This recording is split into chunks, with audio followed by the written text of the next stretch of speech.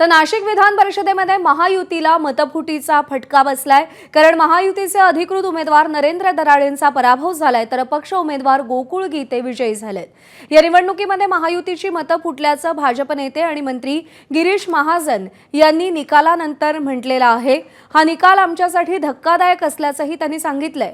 तर तिकडे परभणीमध्ये महायुतीचे शिवसेना उमेदवार सईद खान विजयी झालेत। मात्र महायुतीची एकूण 347 मतं होती, मात्र त्यांना 242 मतच पडली आहेत। त्यामुळे महायुतीचे जवळपास 102 मतं महाविकास आघाडी आणि अपक्षांना पडली आहेत। ठाकरेंच्या शिवसेनेचे उमेदवार विवेक नावंदर यांना 57 मतं अधिकची पडलेली आहेत।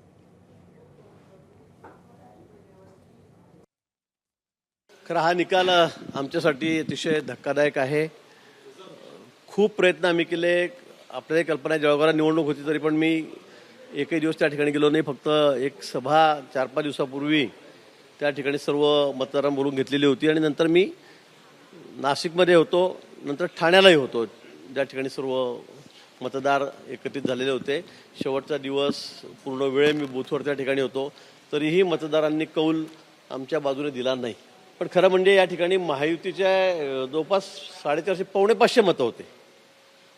620 पैकी 550 मतं जवळपास महायुतीचे होते, म्हणजे भाजप, सेना आणि राष्ट्रवादी तीनच पक्षाचे होते। एबीपी माझा, उघडा डोळे बघा नीट।